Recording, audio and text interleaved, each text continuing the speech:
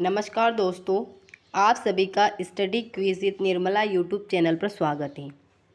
जैसा कि मैंने कल से रीड सिलेबस के अकॉर्डिंग वीडियो बनाना शुरू की है और कल अपलोड भी की है एसएसटी की, तो उसे ज़रूर देखिए और अपने दोस्तों में शेयर कीजिए।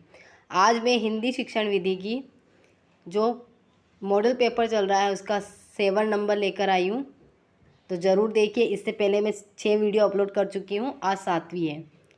पहला प्रश्न है, लिखना सीखने से पूर्व बालक को चित्रकला सीखनी चाहिए, यह कथन है।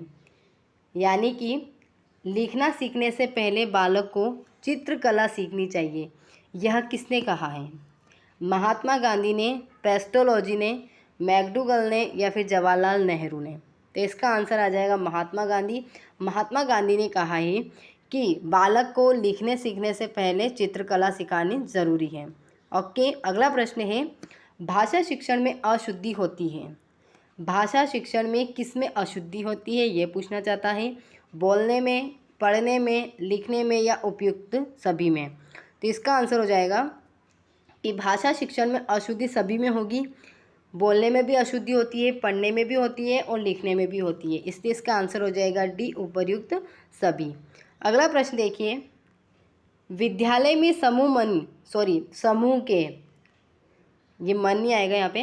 विद्यालय में समूह के विकास के लिए सर्वोत्तम उपयोगी साधन है, क्या होगा? श्रुतलेख होगा, पुरस्कार वितरण होगा, मुखर वाचन होगा या फिर वाद विवाद होगा? तो इसका आंसर को क्या हो जाएगा? वाद विवाद, डी इसका आंसर हो जाएगा। अगर हमें समूह का विकास करना है तो इसके लिए वाद विवाद यानी बच्चों में वाद विवाद करवाया जाए, तर्क वितर्क करवाया जाए, जिससे कि समूह अच्छे से डेवलप हो पाएगा। इसका आंसर हो जाएगा डी। अगला प्रश्न देखिए, चित्र वर्णन विधि उपयुक्त है। जो चित्र वर्णन विधि है किस स्तर के लिए उपयुक्त है? उच्च माध्यमिक, प्राथमिक स्तर, माध्यमिक स्तर या उच्च प्राथमिक स्तर? तो इसका आंसर हो जाएगा बी, प्राथमिक स्तर के लिए चित्र वर्णन विधि ज़्यादा उपयोगी है, क्योंकि प्राथमिक स्तर में 1 से 5वीं तक के बच्चे आते हैं जो चित्रों के द्वारा या चित्रों से पढ़ने में ज़्यादा इंटरेस्टेड होते हैं, इसलिए उन्हें चित्र वर्णन विधि के द्वारा पढ़ाना आसान होता है, इसलिए इसका आंसर हो जाएगा बी, प्राथमिक स्तर। अगला प्रश्न है, व्याकरण का अर्थ शब्दानुशासन है, इस मत के प्रतिपादक हैं।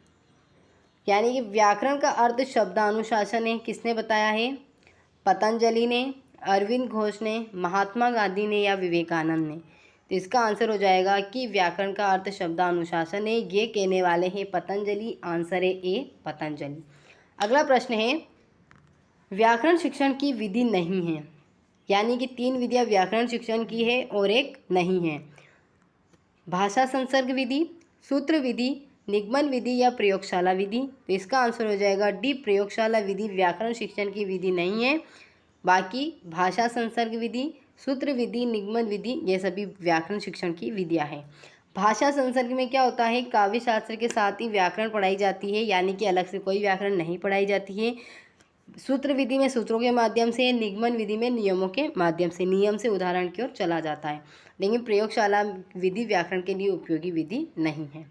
अगला प्रश्न है, निम्न में से श्रव्य दृश्य वस्तु है, यानी कि वह वस्तु बतानी है जो श्रव्य दृश्य है। नाटक, प्रयोगशाला, प्रश्नोत्तर और लिंग्वाफोन? तो श्रव्य दृश्य वस्तु कौन सी हो जाएगी? इसका आंसर हो जाएगा ए, नाटक। नाटक को हम देख भी सकते हैं और सुन भी सकते हैं, इसलिए ए इसका आंसर हो जाएगा। अगला प्रश्न है, कविता शिक्षण की प्रणाली नहीं है। प्रणाली यानी विधि, यानी कि कविता शिक्षण की विधि कौन सी नहीं है? व्याख्या विधि, गीत प्रणाली विधि, प्रश्नोत्तर विधि या फिर प्रयोगशाला विधि? कविता शिक्षण की प्रणाली नहीं है, तो इसका आंसर क्या हो जाएगा? प्रयोगशाला विधि। आंसर है डी, प्रयोगशाला विधि कविता शिक्षण की प्रणाली नहीं है। बाकी व्याख्या, गीत प्रणाली, प्रश्नोत्तर, ये सभी कविता शिक्षण की प्रणालियाँ हैं। अगला प्रश्न, कहानी शिक्षण की प्रणाली नहीं है। चित्र प्रदर्शनी, वाचन प्रणाली, मौखिक या संकुचित अध्ययन? तो इसका आंसर हो जाएगा कहानी शिक्षण की प्रणाली नहीं है, संकुचित अध्ययन। डी इसका आंसर है, क्योंकि संकुचित अध्ययन में क्या होता है? छोटा अध्ययन करवाया जाता है। संकुचित का मतलब है छोटा रूप, सीमित, इसलिए कहानी तो विस्तृत होती है इसलिए इसका आंसर हो जाएगा डी, संकुचित अध्ययन। अगला प्रश्न है, कविता शिक्षण का पद है भाव विश्लेषण, वाचन, व्याख्या या फिर उपर्युक्त सभी। तो इसका आंसर हो जाएगा डी, उपर्युक्त सभी, यानी कविता शिक्षण के सभी पद होते हैं। भाव विश्लेषण भी होता है, वाचन भी होता है, व्याख्या भी होता है। अगला प्रश्न है, किसी अवस्था का अनुकरण ही नाटक है, यह मत है।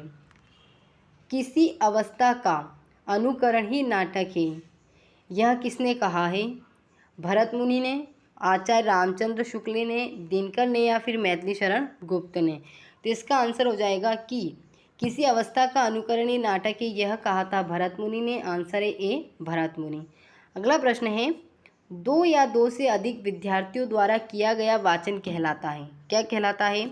मौन वाचन कहलाता है, स्वसर वाचन कहलाता है, सामूहिक वाचन कहलाता है या 1 व 2 दोनों कहलाता है। 2 या 2 से अधिक विद्यार्थियों द्वारा किया गया वाचन क्या कहलाएगा? सामूहिक वाचन कहलाएगा। आंसर हो जाएगा सी, सामूहिक वाचन। वाचन की 2 प्रमुख विधियां हैं, और ये जो सामूहिक वाचन है किसकी विधि है? ये स्वस्वर वाचन की विधि है। स्वस्वर वाचन में भी 2 होते हैं, एक होता है आदर्श वाचन, दूसरा होता है अनुकरण वाचन। आदर्श वाचन अध्यापक द्वारा किया जाता है, अनुकरण वाचन विद्यार्थी द्वारा किया जाता है।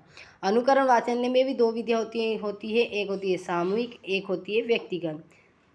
सामूहिक में पूरे समूह के साथ अध्ययन करवाया जाता है, वाचन करवाया जाता है, और व्यक्तिगत में किसी एक बालक को खड़ा करके वाचन करवाया जाता है।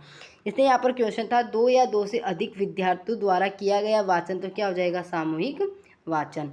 अगला प्रश्न है, उपचारात्मक शिक्षण विधियों के प्रकार होते हैं। कितने होते हैं? 7 होते हैं, 2 होते हैं, 8 होते हैं या 4 होते हैं। तो उपचारात्मक शिक्षण विधियों के प्रकार होते हैं 2, सामूहिक और दूसरा होता है व्यक्तिगत। यानी उपचारात्मक शिक्षण की जो विधियाँ हैं 2 है, एक सामूहिक विधि और एक है व्यक्तिगत विधि। अगला प्रश्न है, सर्वप्रथम भाषा प्रयोगशाला का उदय कहाँ हुआ? भारत में, ऑस्ट्रेलिया में, अमेरिका में या फिर पाकिस्तान में। तो इसका आंसर हो जाएगा कि सर्वप्रथम भाषा प्रयोगशाला का उदय हुआ अमेरिका में। आंसर है सी, अमेरिका। अब क्वेश्चन नेक्स्ट ये बन सकता है कि भाषा प्रयोगशाला का उदय भारत में कब और कहाँ हुआ? तो भारत में हुआ था 1973 में, दिल्ली विश्वविद्यालय से। कहाँ से? दिल्ली विश्वविद्यालय से भाषा प्रयोगशाला का उदय हुआ। ओके, सर्वप्रथम अमेरिका में हुआ, भारत में 1973 में हुआ, और कहाँ से हुआ? दिल्ली विश्वविद्यालय से हुआ।